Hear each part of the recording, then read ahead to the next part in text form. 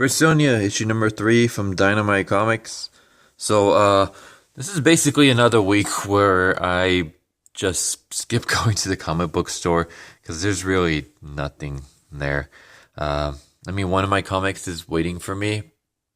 I think maybe two, but it's not like anything that's like I'm gung ho to get. Like I'm not gonna go out of my way to get them. That's how bad like the comic book industry seems to be lately. Was it's like, oh well, here's another week where I don't go. Luckily, I still have a backlog of comics that I haven't gotten through to yet. One of them being the last Hack Slash versus Chaos comics. I still gotta read that. But it's sad. Like it's sad how like before there were like I don't know, like this time last year I was going through maybe like five, six a week. Now it's just like one or two every couple of weeks. Yeah. Anyways, this is Dynamite Comics, Red Sonja.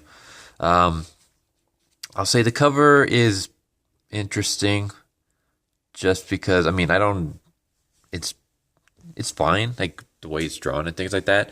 I just say it's interesting in this fact that, it kind of has a lighthearted look to it, like just both in terms of the like the style, like it's kind of cartoony a little bit. It's like a realistic cartoony combo, but it especially the way Sonja is and just what's going on, like it comes across as like a lighthearted scene.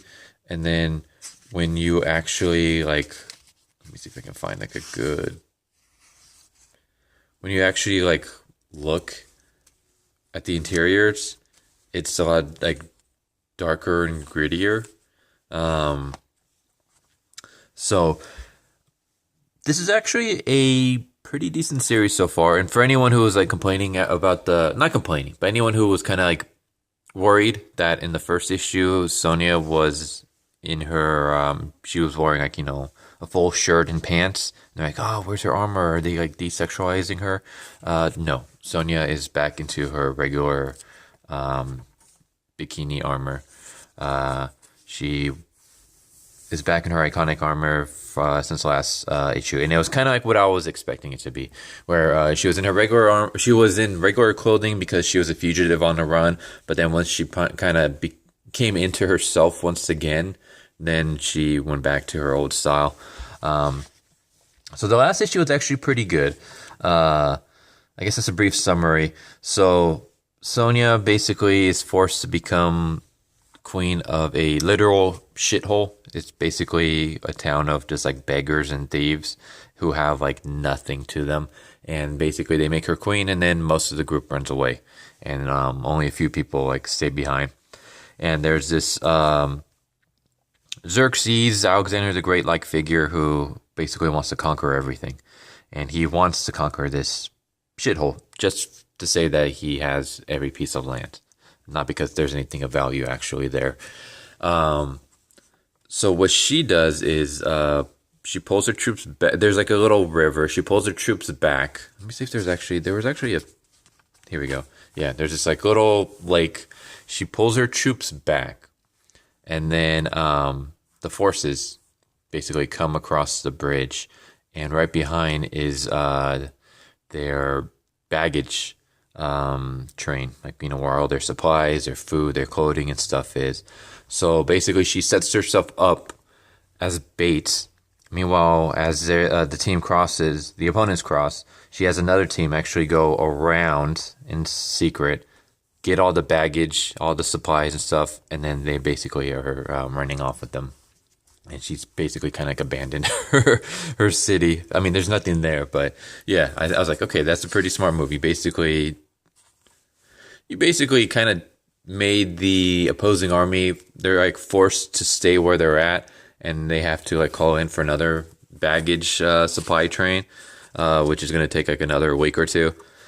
But so yeah, that was a pretty cool issue, and we kind of start off where that left off. Well, we start off with the flashback first, and we have I liked this little intro. It's like a good character moment for Sonja, where basically she has to capture this rogue general, And this guy is like warning her, you got to be careful because he's very elusive and resourceful. And she's like, it doesn't matter, like, nothing is more dangerous than a male no loyalty. She's like, yeah, I got it. He's like, you don't seem to be deeply concerned. God's lips, I'm got 50 men, Domo. And then he's like, do you? And then he basically says, I'll give a coin to everyone who refuses this assignment. So a bunch of people refuse. And then she still has 30 men. So then he's like, I'll give anyone who abandons the quest a purse of 10 coins. And then even more people refuse. And then he's like, I will grant a farm to anyone who forsakes Sonja. And then basically everyone but 3 people refuse. So her group goes from 50 to 3. And it actually works out for her because of the fact her group is so small, she is able to actually sneak into the castle and capture the general. Whereas if she had a bunch more men, they would have seen her army coming and they would have gone slaughtered. So all this is a flashback from years ago, and it kind of basically sets her up in the fact that I don't need a whole army of people. I just need a few that I know are loyal to me. And that kind of goes to... it basically plays a part later on in this. So I'll skip some pages. I kind of already explained some things. So yeah, I'm going to skip a bunch of pages actually. So we have this guy show up, and he is basically a mercenary who has his own little army, and he offers to help Red Sonja, but the price is that the stuff that her group has collected, she has to pay up some of that, and she refuses because her own men got the supply. His group wasn't even involved. He didn't even show up until after everything was done and over with. So she refuses. I'm not gonna share my bounty with someone who didn't do anything.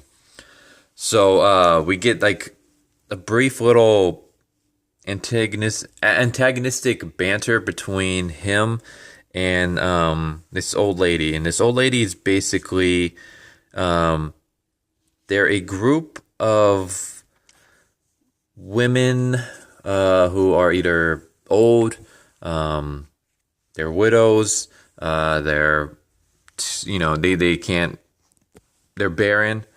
Basically, they remind me of the what was that group called? The Volvillians,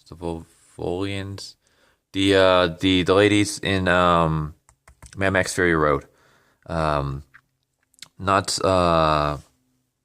Furiosa's group, but the group that she basically travels all the way to meet. And they're the very first lady we see is she's the naked lady and using herself as bait. That group. That's kind of what they remind me of. And then he basically is really, you rather have an army of old barren women rather than an army of tough young men? And I was like, oh no, is this gonna be one of those the old women are gonna stomp the young men in their prime kind of thing? Because I'm not opposed to women being tougher than men when it comes to comics. It's just make it realistic. An old frail looking woman beating up a military man in his prime, it's that's not gonna happen. That's not gonna happen. So skip more pages. So basically, because Sonja refused, he decides to go to the king, and he's like, I can get your supplies back. Not only can I get your supplies back, but I can also take out most of Sonja's army, if not all of her army, in return. And all I ask is that we get to keep the supplies. So the king accepts, and we basically get a fight where the old ladies use traps to take out a good portion of the soldiers. And then, I thought this was pretty good. So we have a fight between the young mercenary group and the old ladies. And the young mercenary group is actually winning. When it comes to close quarters combat, they're slicing off heads, they're stabbing, they're they're beating these old women. I'm like, okay, like that makes a lot more sense because military men in their prime are going to trounce old women who became soldiers only recently, you know? But they win by using surprise.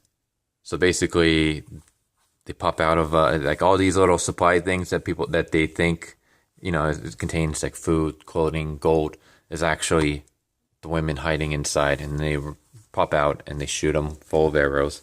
And I was like, okay, that makes sense. I'm fine with that. Like, use trickery. Like, and I actually kind of like this. I kind of like the fact that Red Sonja is she's not leading a bunch of military guys into combat and basically fighting off the odds. She is using a bunch of thieves, a bunch of just regular like farmers, beggars, people with like no experience almost. I mean, some of them have been toughened due to conflict. Like the old lady was telling a story about how she basically had an arrow in her back and she had to crawl miles and miles to warn her village of an incoming army. And I was like, okay, I mean that shows a sign of toughness without her basically, manhandling a whole group of military, in their prime military men. So I like the fact that Red Sonja is, I mean, she has an army of people who can't really fight. So instead, she's using trickery. She's using kind of like, sleight of hand methods. Like one of my favorites, like I'm a huge fan of mythology, folklore, ancient culture, especially like when it comes to war and battle. Like I love reading about, that kind of stuff. I'm a man of action, I like action stories, especially, so I like when it comes to like mythology, when it comes to just history in general. I tend to like more of the military aspect, the battles and stuff. One of my favorite historical figures is Hannibal, just because of like I like his strategic mind, how he overcame the odds and he won his battles by just doing things that the enemy would not suspect. Like basically going through the Alps. No one in their right mind would ever do that. And I mean, him doing that, he lost like a good deal of his army, but he was easily able to gain, soldiers once he reached his destination. And also because of the fact that no one was expecting that, he was able to surprise his enemies. And then he had like another battle where he makes his army seem like they're retreating, only to lead them through a path that has like, I can't remember if it was like a lake or an ocean on one side. And basically he had some of his men charge down from a hill like that were hiding and scare his enemies into running into the water where they would later drown because of their heavy armor.